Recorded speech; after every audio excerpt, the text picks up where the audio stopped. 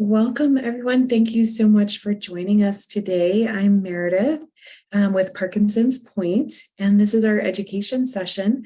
Today, we have Dr. Zaza with us to talk about deep brain stimulation for Parkinson's disease. Thank you so much, Dr. Zaza, for joining us, and I'll turn it over to you. Please take a minute to feel free to introduce yourself and take it away. Thanks. Absolutely. Thank you for the introduction. So yes, I'm Rami Zaza. I am a neurologist, movement disorder specialist. I practice in Lakewood, Colorado at CHPG as neuroscience, a Centura facility. I recently moved up here just since July. I was before that in Texas my entire life. Did all my training down there. And actually, most recently, I completed my fellowship in movement disorders at the University of Texas in Houston. But I've been happy up here in Colorado so far, and happy to meet some more people and getting my clinic in order. So I've made this over the last week or so, just as a kind of overview of deep brain stimulation for Parkinson's disease patients. And so we'll go over, a few things, indications for DBS. We'll go over a little bit of history. We'll go over what the surgery might be like, and then just your patient experience. So let's start going. So the first thing I wanted to talk about is, okay, what is deep brain stimulation? So deep brain stimulation, or DBS, is a surgical therapy where electrical leads are surgically implanted deep within the brain. These are connected to implantable pulse generators, or IPGs, that have batteries inside them in the chest wall. And you can see here on the side a little bit of a model. Hopefully you can see my cursor here. So you can see the electrode is anchored in the skull, and then there's a probe going down deep into the brain. And then in this patient, he has bilateral electrodes, so for both sides. That's pretty typical for Parkinson's disease, but something like essential tremor maybe would only be unilateral depending on the symptoms. But you can see from the anchor point here, there's a wire that goes down, and actually it goes behind the ear rather than in front of the ear like it shows here. And this is all under the skin. It goes all the way down the neck into this chest wall here. And that's where it connects to the pulse generator. In this particular patient, there's 2 pulse generators, one for each electrode. That is not required. It's dependent on your surgeon. The pulse generators nowadays are designed to be used for 1 for 2 electrodes at the same time. But obviously, if you have 1 battery as opposed to 2, the battery will not last as long. But by applying this electrical current through this electrode, we don't quite 100% understand how DBS works, but we think what happens is it disrupts the pathologic circuit in the brain that's causing those Parkinsonian symptoms, thereby alleviating those symptoms. DBS is nice because it allows us to adjust it non-invasively after it's already been implanted. And this can be done to, of course, further fine-tune and try to alleviate symptoms, but also to alleviate any side effects that might occur from the stimulation. And then depending on the manufacturer, that IPG in the chest wall does have to be either recharged routinely or replaced every few years, depending on what device it is specifically. So this x-ray here on the side is just an x-ray of an actual patient with DBS, and you can see those same components that I had pointed out earlier.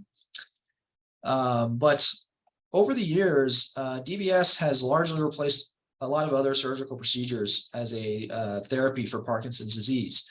And in fact, Parkinson's disease is one of the most common indications for DBS.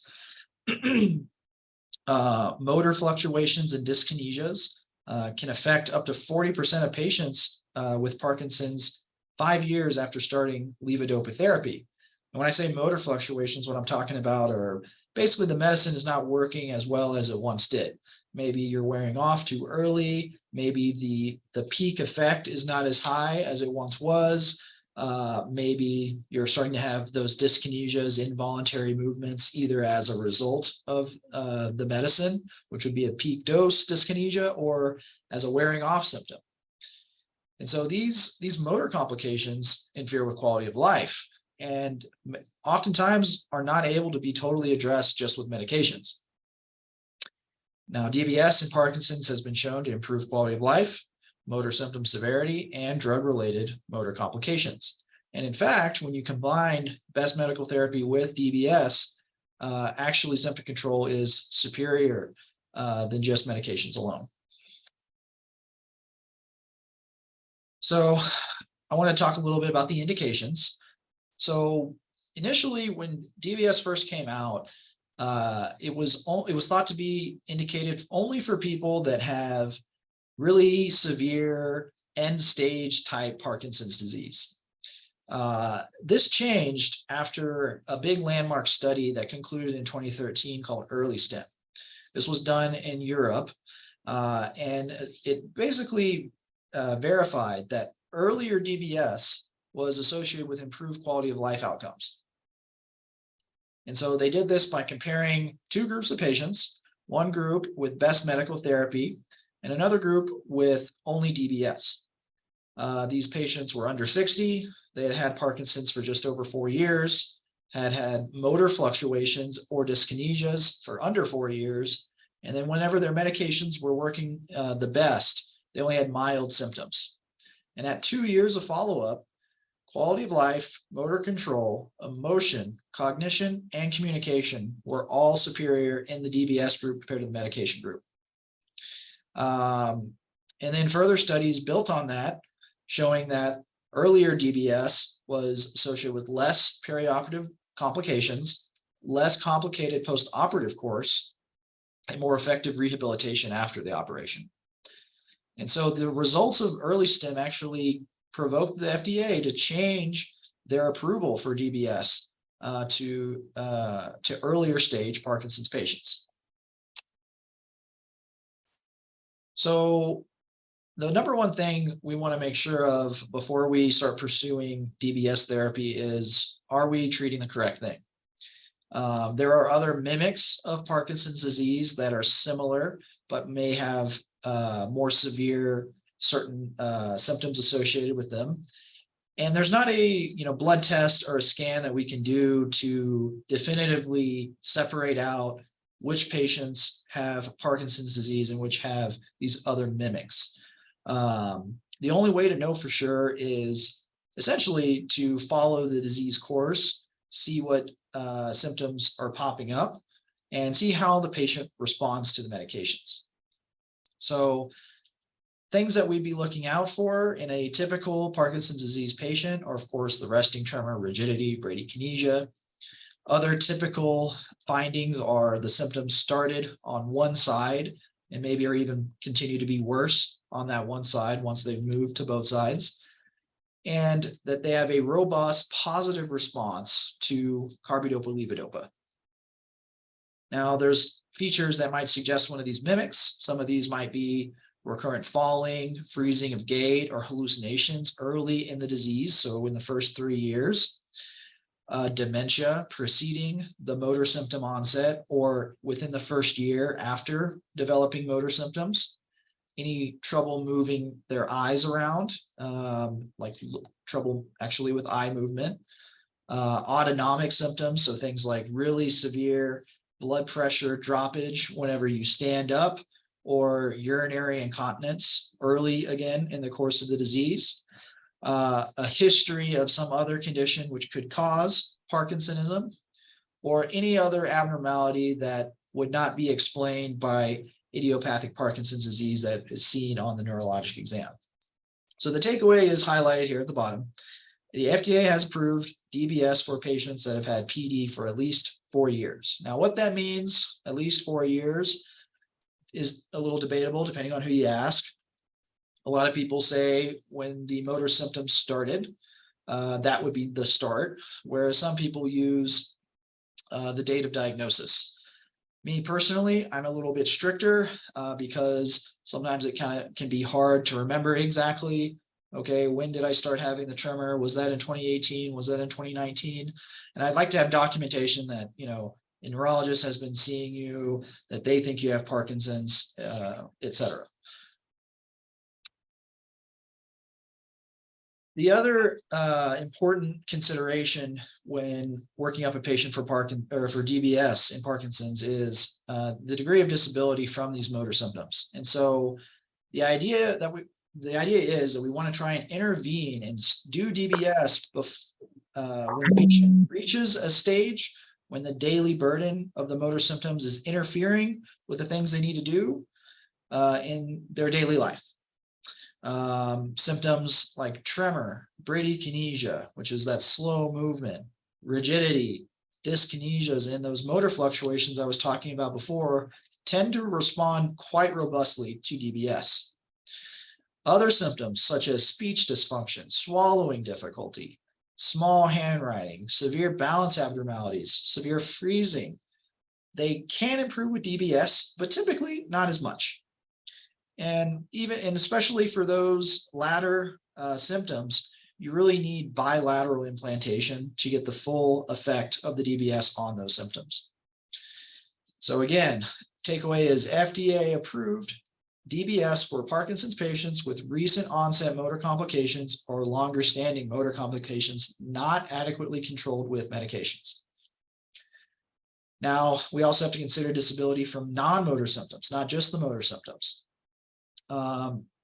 And so things that might happen when levodopa wears off can include panic attacks, pain, fidgety, trouble wanting to move, very uncomfortable. These also respond well to the deep brain stimulation. And in fact, a lot of patients will have side effects from the medications themselves because they've had to increase the dose so much over the years. And DBS often allows us to reduce the amount of medications that you'll have to take, and thereby alleviating those side effects. Like I mentioned, a clear response to levodopa is the best predictor of how well you'll do with deep brain stimulation. And in fact, it's unlikely that outcomes will ever be better than your best preoperative levodopa response, except maybe tremor. That might get a little bit better. We assess this response to levodopa formally in the clinic with what we call on-off testing. So what that is, you know, we typically have you come in first thing in the morning. You haven't taken your carbidopa, levodopa, or any of your Parkinson's medicines that morning. And ideally, it's been about 12 hours since you took any medicine. So this is supposed to be your worst symptomatic state. We call that the off state. I did do a detailed exam in that off state, and then I have you take your medicine. So you needed to bring that medicine to the clinic. When you take that medicine, we wait however long it takes for it to start working, 30 minutes, 45 minutes, and then I repeat that examination. And what I'm looking for is at least a 30% improvement between that off and on state.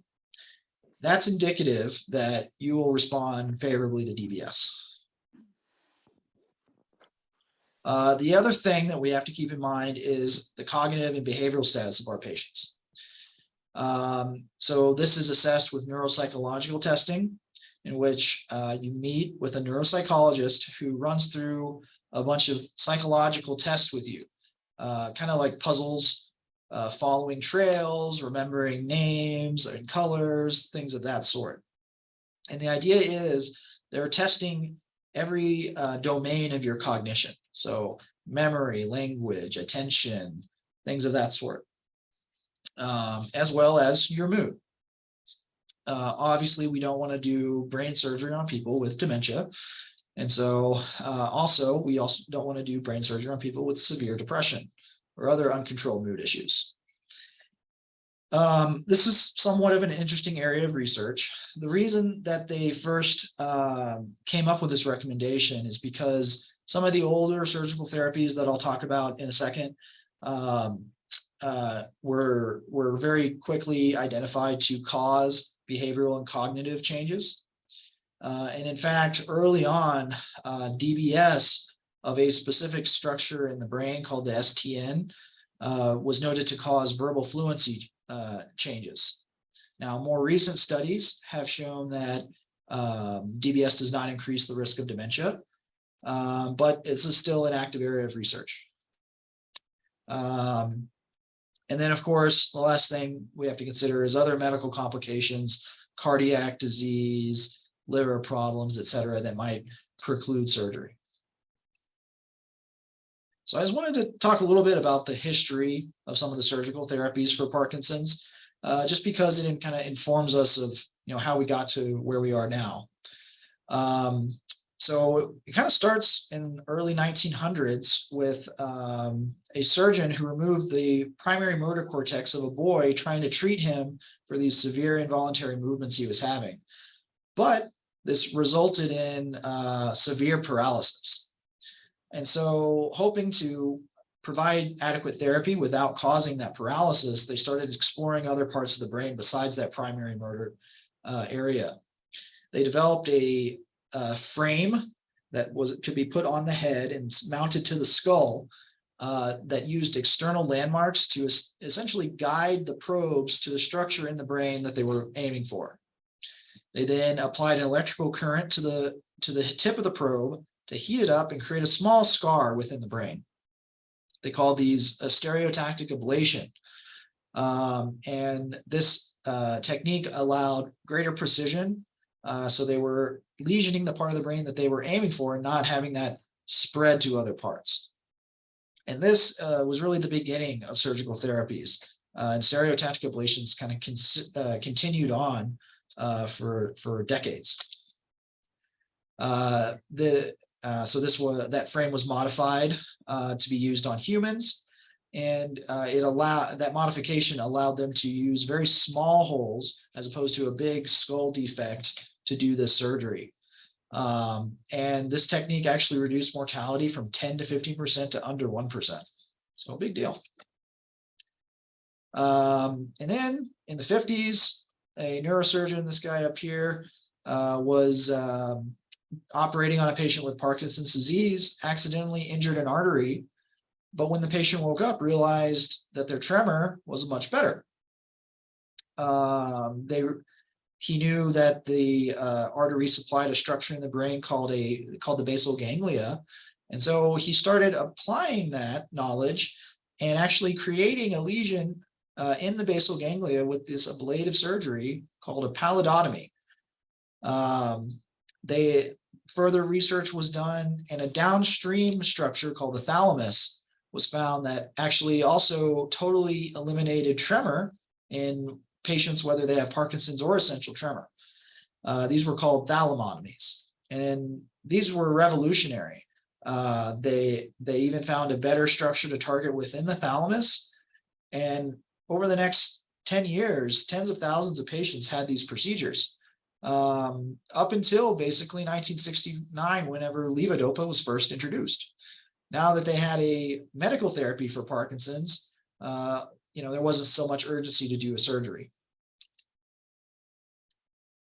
This slide is kind of a transition period. Essentially, in the 60s and the 70s, they didn't have the technology to miniaturize all the electrodes and batteries, et cetera. But they had the technology to apply electrical stimulation to the brain. And they started doing that both in the West and actually in the USSR as a means of basically finding which part of the brain, where exactly they should put that probe and cause that ablative lesion. Because once you make that ablative lesion, it's done. You can't modify that or move it around. Whereas electrical stimulation, you can turn on and off. And so they realized that if they applied that for the time that they were applying that electrical stimulation, the patient's symptoms were treated. And so they were kind of using it in the OR as a diagnostic tool. And they didn't have the technology to miniaturize it yet. This changed in the 80s whenever they were able to miniaturize the technology.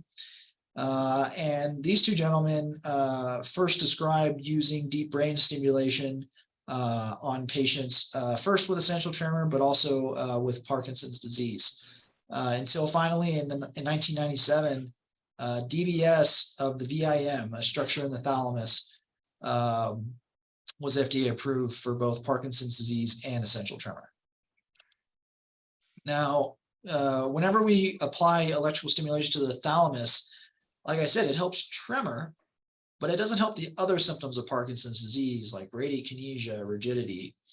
But that older procedure that I mentioned first, the pallidotomy in the basal ganglia, would do that. And so that actually overshadowed deep brain stimulation in the early 90s because people were wanting more symptom control, not just their tremor. But then more research was done, and they started using a different target in the brain, another structure called the subthalamic nucleus, which was found to improve tremor, rigidity, and bradykinesia. And so they could do deep brain stimulation at this new target, no longer had to do these ablative therapies. And in fact, in that same structure that was they were doing the ablative therapies on, the GPI, they found that they could do DBS on that as well, and it was also beneficial. And so more and more people were getting implants, and then finally the FDA approved DBS for both the GPI and the STN for Parkinson's disease in 2002. More recently, the new therapy was introduced. This is called MRI guided focused ultrasound. And this is a bit of a riff on those earlier ablative therapies I was talking about at the beginning. So their claim to fame is that they don't have to cut you on the outside, and they don't have to drill a hole in your skull, which is true.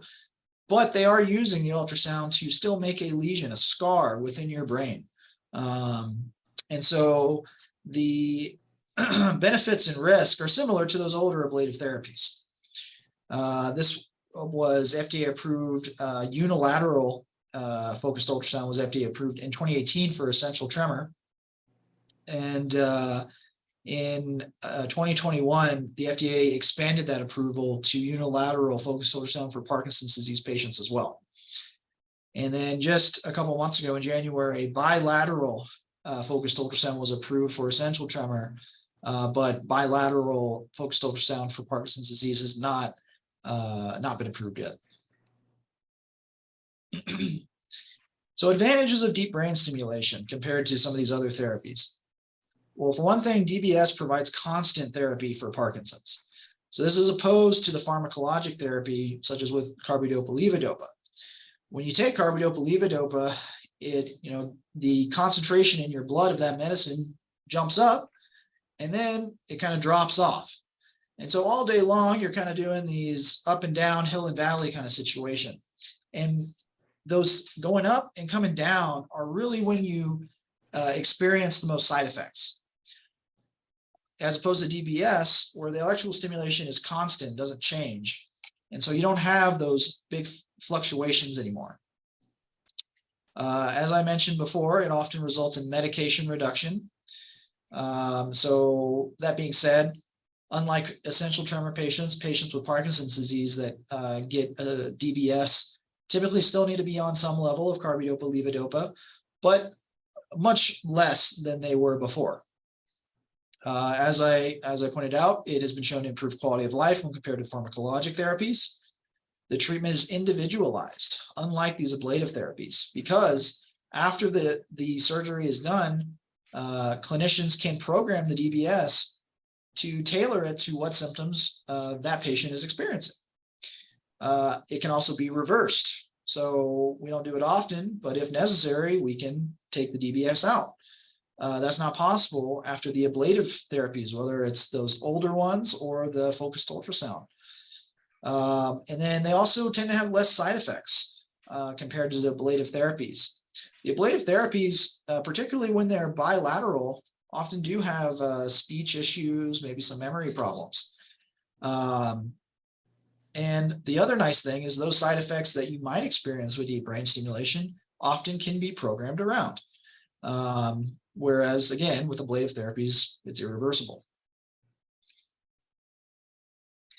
So now I just wanted to go through just generally what the surgery might be like. I'm not a surgeon, but I, have some familiarity with what the surgery how it goes.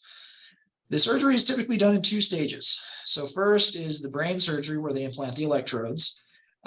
Depends on what your surgeon's preference is. They might keep you awake for the whole procedure, or not the whole procedure, for part of the procedure, just to make sure that the therapy is helpful before they close everything up.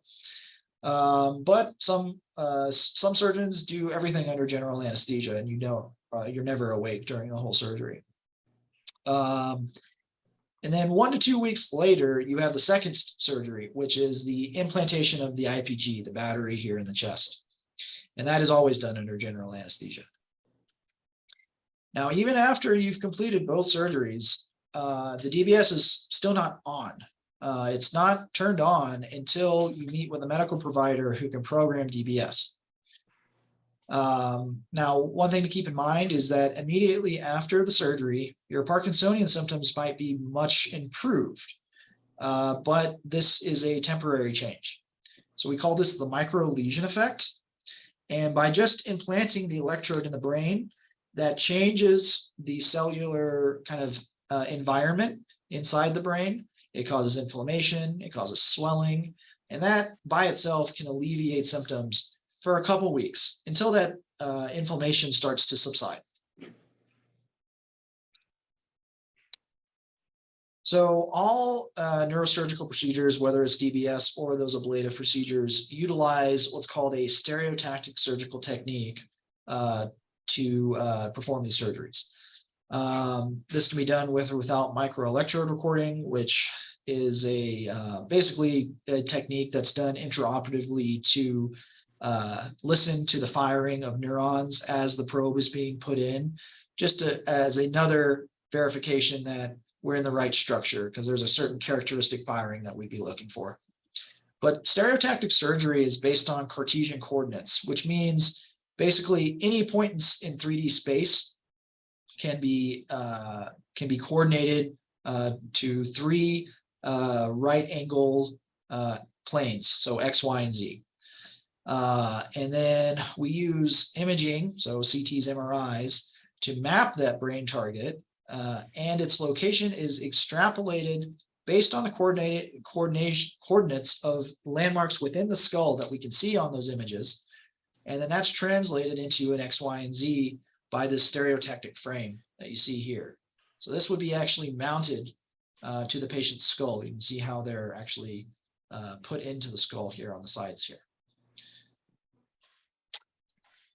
More recently, there's a new frameless robot-assisted stereotactic surgery that's been approved.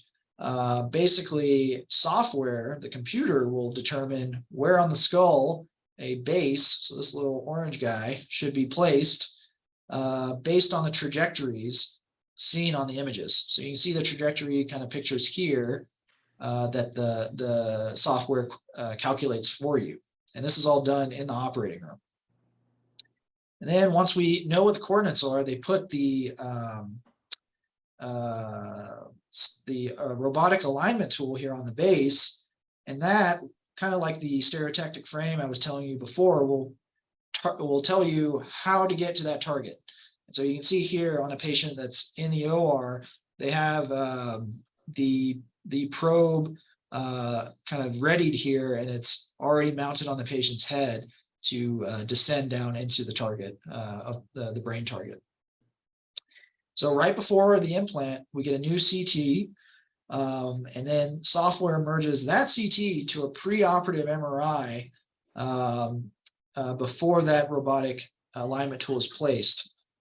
And after the surgery is completed, a CT is then done just to make sure that we've reached the correct target. And that is done for either the older way to do it with the frame or with the robotic surgeries.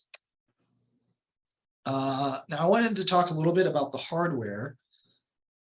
Specifically, the two maybe most important components, the brain electrode and the IPG. So the electrode, you can see a model of it here. It's actually quite small. It's only 1.3 millimeters thick on average. And then depending on the device manufacturer, the contacts, which are these little guys on each one, the distance between those is also very small, 0.5 to 1.5 millimeters.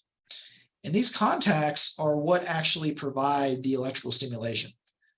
We can apply stimulation individually at any contact, or double up on them, or even do them all at the same time, although that's usually not what we do. And in fact, some of these contacts, kind of like this one here, can be subdivided rather than just a regular ring shape. They can be subdivided into segments. And so you can imagine, if it's a ring, the electrical stimulation is going out in every direction from the ring. But if only a segment on that ring is being stimulated, it's only going out from that segment. It's not getting it's not contaminating other brain structures from the stimulation. And then I also have visual aid because it's kind of hard to understand without seeing it. So this is a sample of the Abbott brain electrode, and you can see, like I said, it's really small. It's not much bigger than a couple pieces of hair. And then I don't know if you can even tell, you can see how small those contacts are. This gets connected to another extension wire that's more stretchy, and that is actually what is put under the skin, behind your ear, down your neck, and then connected to the IPG in your chest. And actually, this is what the IPG looks like. And so, as I kind of state here, this is an Abbott one again. It kind of depends on the exact size on the manufacturer, but they're all generally about like this. They're not much bigger than this. And you can kind of see that, it will just be right there on your chest, under the skin, of course. One other thing are these little burr hole caps, and I'll talk a little bit about this in a couple slides. But basically, to anchor the electrode, these are put on the skull where the defect was created, a little bit higher up actually, but these are also under the skin. And they've gotten a lot smaller over the years, so they don't create as much of a bump. And certainly if you have hair, it covers it up very nicely. So talking about outcomes. So number one is outcomes dependent on the target that's chosen. And the evidence on what target is the best is a bit conflicting. Certainly, like I said, targeting the thalamus, this structure would only help tremor. It doesn't help the other symptoms of Parkinson's.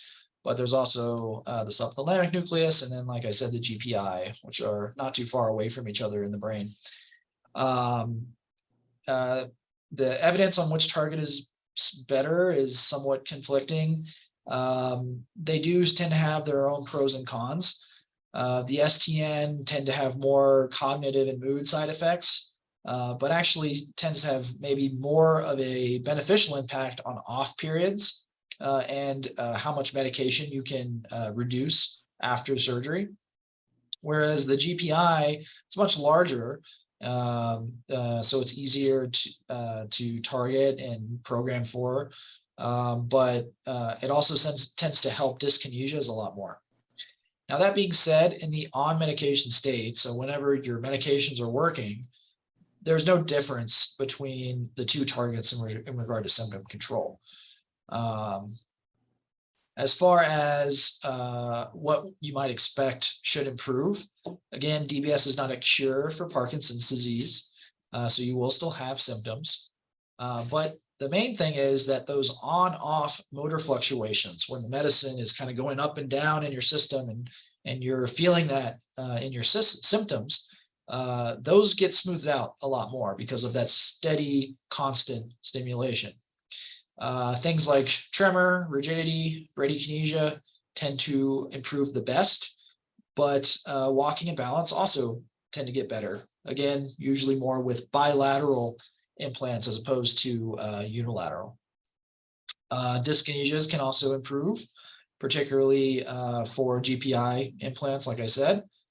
And a good rule of thumb to keep in mind is the DBS will never relieve symptoms better than your best on medication state, okay? So complications can occur. All complications together, and I give you a range for some of these numbers because it depends on what study you're looking at, but generally speaking, all complications are around 2 to 15%. The most serious that we worry about is a brain bleed. That can occur 0.4 to 5.3% of the time. Factors that might increase that risk include advancing age and high blood pressure. And then the microelectrode recording I was talking about before may increase the risk as well.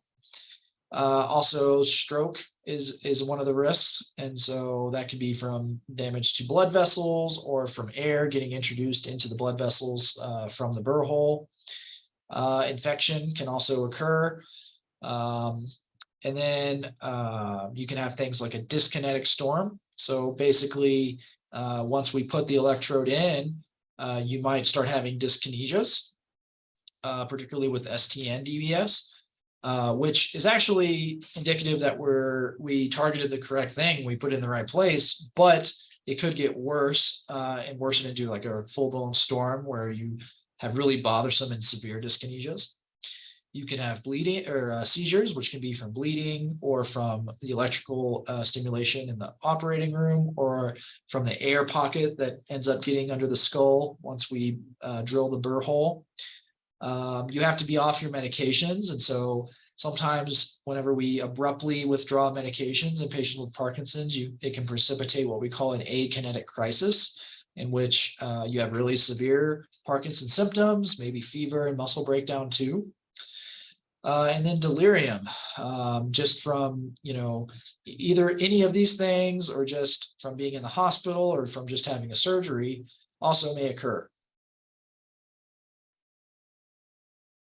There's also the risk of hardware-related complications. This is more of a long-term risk as opposed to a perioperative risk. So things like incorrect lead positioning, so maybe that's a failure of planning, or the brain can actually move during the operation, which would make the planning incorrect. There can be IPG or cable malfunction. There can be trauma to the leads. And so you can actually these guys, you can kind of see there's some discontinuity, a little bit of a break in the wire. Often that's due to trauma when stuff like that happens. You can have lead migration, again, due to trauma, or loosening of those anchors, the burr hole caps that I showed you a second ago, or from infection. There's also something called Twiddler syndrome, which is basically when patients mess with the IPG in their chest wall too much, and it can actually damage the IPG or disconnect the leads. And so that's what this X-ray is showing here, that this patient unfortunately accidentally disconnected the leads from the IPG. And then it can also cause skin erosion. So either over those caps on the top of the head, the skin might get a little bit eroded, or from where the IPG is implanted in the chest. So as far as living with DBS, so right after the surgery, you'll of course be given specific instructions by your surgeon. Generally though, try not to like scrub the incisions. That's a bad thing. You're going to also have limited activity for about 2 weeks after the surgery. It's also important to kind of gently move your neck around right after the surgery, not dramatically or anything, but just gently make sure that you're moving your neck, because that extension wire under the skin will eventually scar down, and you want to make sure that you have enough give to do any of the movements, and it's not going to restrict you once that scar tissue forms. Any staples or stitches that were put in after the surgery will have to be removed, of course, in clinic. But there's also aesthetic changes that you'll have to get used to. So I was talking about these little burr hole caps that are on your head, and you can kind of see on this guy, there's a little bump there. It's pretty subtle, but it's there. Also, the IPG, you can see it under the skin in the chest wall, like this gentleman here. Again, it's not obvious whenever you have a shirt on, but when the shirt is off, you can see a little bit of a bump there. And then activity restrictions in the long term, really, there aren't any. The devices aren't shown to be, they aren't approved to be used greater than 30 meters below the sea level if you're scuba diving, but I kind of get the impression not many people are going to be doing that anyway. Also, the patient programmer is an important thing to have and keep handy with you and charged, because that will allow you to turn on and off your DBS. And then depending on what your clinician allows, they may even say that they can, that they'll let you adjust the stimulation parameters a little bit from your patient programmer. Other things to keep in mind about living with DBS, of course, clinic visits are still necessary. Again, like I said, it's not a cure, and the DBS has to be adjusted just like your medications do. Battery changes need to be done periodically. The duration really depends on the model and the settings. Some of them, certain manufacturers have rechargeable batteries, which tend to last longer, but you do have to remember to charge them every day usually, or every few days. But typically the batteries last 3 to 15 years. The rechargeable ones again last longer. And that is replaced with another surgical procedure like the initial one. They don't have to do the brain surgery part, just the chest wall.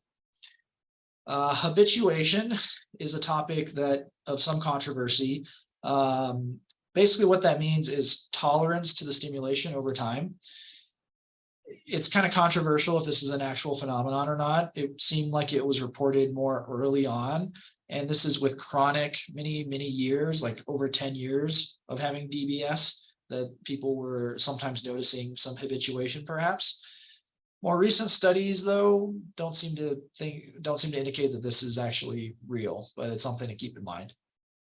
And then special circumstances that you should be aware of.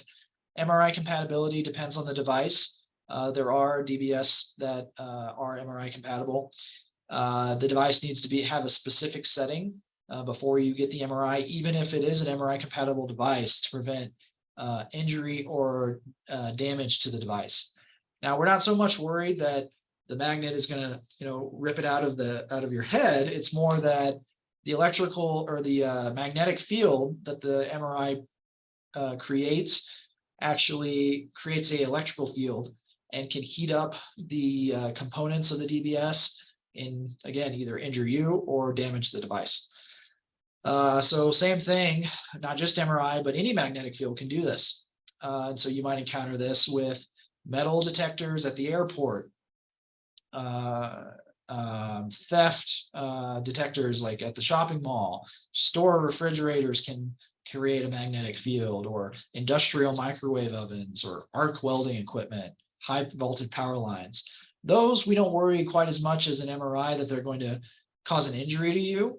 More so that the magnetic field might suddenly turn off your DBS because they're sensitive to magnetic fields. Also, implantable defibrillators and pacemakers. They're technically not a contraindication to DBS. However, there are reports that the DBS can interfere with the defibrillator or pacemaker and vice versa. And so we try and put them as far away from each other as we can in the body.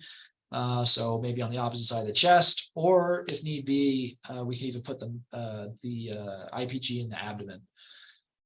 Also, certain medical procedures may damage the DBS as well, so you need to make your doctor aware that you have a deep brain stimulator before doing these procedures. Things like lithotripsy, radiation therapy for cancer, electroconvulsive therapy, transcranial magnetic stimulation, electrosurgery, radiosurgery. These may all damage the hardware.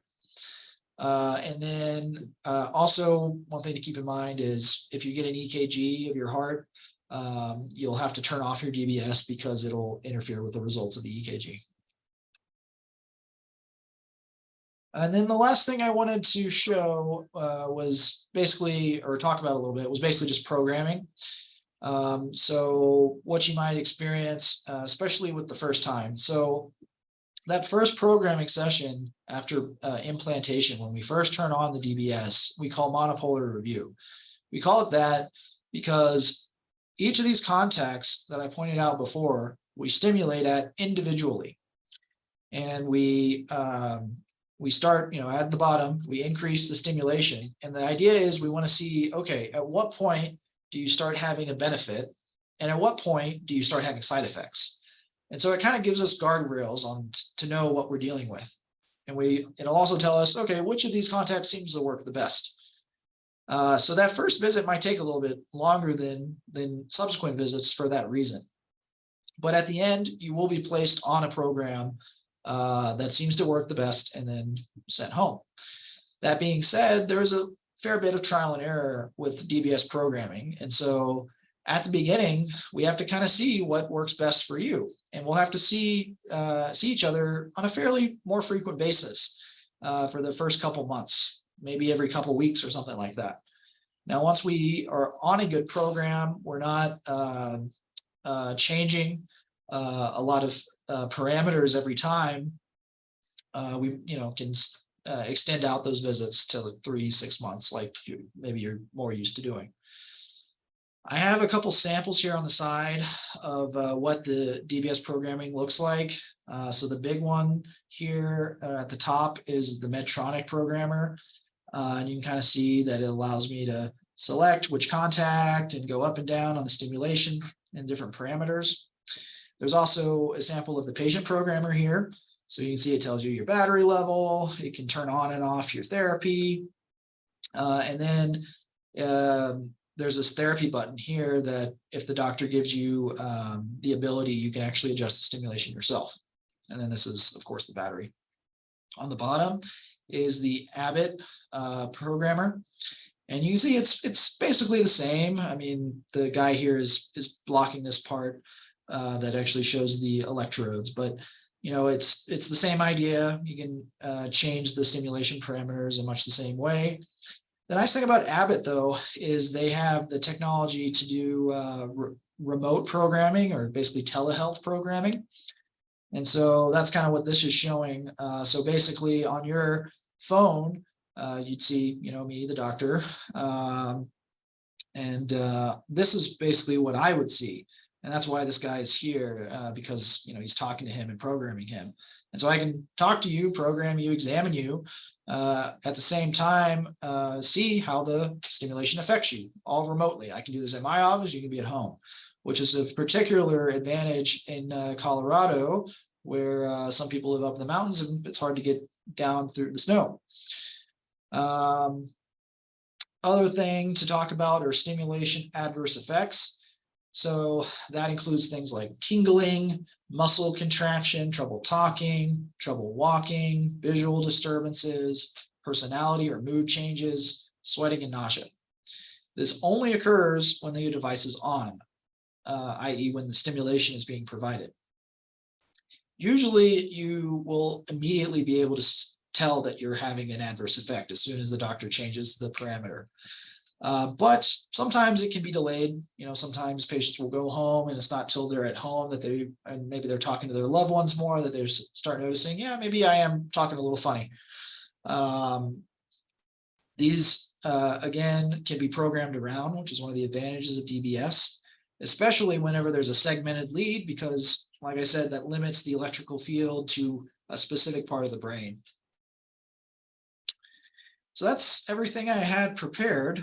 I don't know how much time we have left, but I I was open to, answering any questions if anybody had some.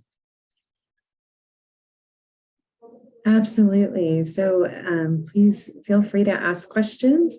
And just unmute yourself. Does anyone have any questions?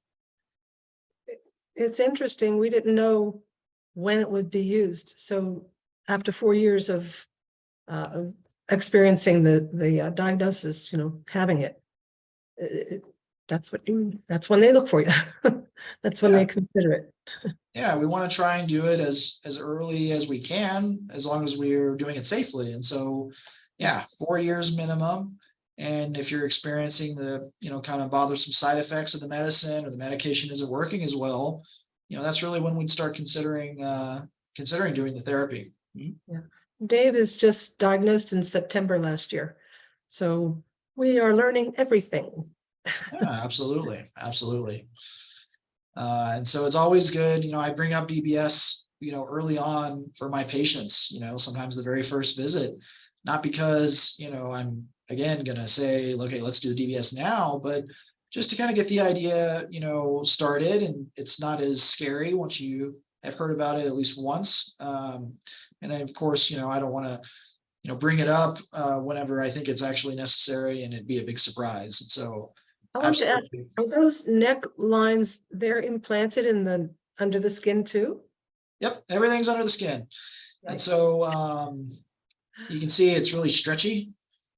So Okay. it kind of gives you a little bit of flexibility to move around. But yeah, Oh. you can't see these you can't see these from the outside. Huh, okay.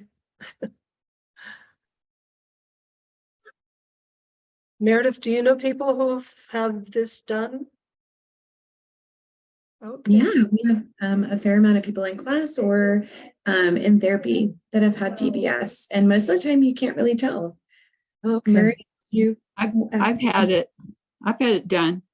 Oh, Yeah. okay. Yeah, and you can't. You can't see it. Yeah, Okay, good. Yeah, I have also had it done. So Oh, how about that? just finished in December.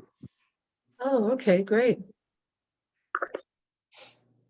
Murray, remind me, did you go to university for your surgery?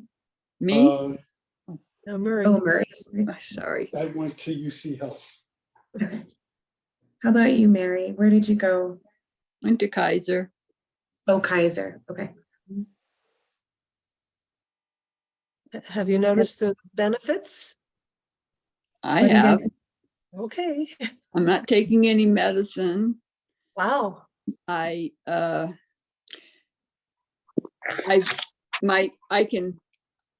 much more manual dexterity now. Uh-huh. I can. So, yeah, I'm very happy with it. Super. Here. And Murray, I know you're just sort of getting started in the programming and they're just sort of figuring it out right now, but have you found it so far to be helpful? I know you've gotten to decrease your medication a lot, but Yeah, definitely. And, I still have a few issues, but I was meeting with my doctor today and he couldn't connect. So all the fun and excitement. But yeah, I make adjustments myself because I have the Abbott version. And I've probably made about 50 adjustments since I Oh, started. my word. But we just go up one little notch every I couple see. days. Huh. yeah. Robin, oh, go ahead, Cindy. Do you have more questions? Thank you for sharing all this. Yeah. I was just going to ask Dr. Zaza, how long would you say it takes to get,